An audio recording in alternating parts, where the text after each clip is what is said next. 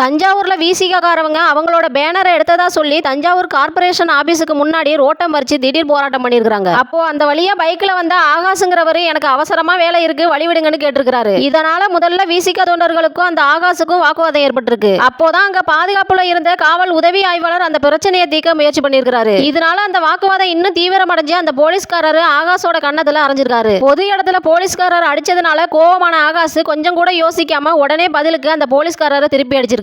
இதனால மத்த போலீஸ்காரங்களும் கோவமாகி அந்த ஆகாச அரெஸ்ட் பண்ணி போலீஸ் ஸ்டேஷனுக்கு அழைச்சிட்டு போயிருக்காங்க. சட்டப்படி பார்த்தா ஒரு கவர்மெண்ட் ஆபீசரையோ டியூட்டில இருக்கிற போலீஸ்காரரையோ கை நீட்டி அடிக்கிறது ரொம்ப பெரிய தப்பு. அதே மாதிரி ஒரு சாதாரண குடிமகன் கோவமா பேசினா கூட தற்காப்புக்கு தவிர மத்த நேரத்துல போலீஸ்காரவங்க கை வைக்க கூடாதுன்னு கோர்ட்லயே ரூல் இருக்கு. அப்படி இருக்கும்போது முதல்ல அவர் கை நீட்டினதும் தவறுதான். ஒட்டு மொத்தமா பார்த்தா 2 பேர் மேலேயும் தப்பு இருக்கு. ஆனா ஆகாஷ் மேல மட்டும் கேஸ் போட்டு வழக்கு பதிவு பண்ணியிருக்காங்க. அதே சமயத்துல அந்த பொது இடத்துல முதல்ல கை வச்ச போலீஸ்காரர் மேல இதுவரைக்கும் எந்த நடவடிக்கையுமே எடுக்கல.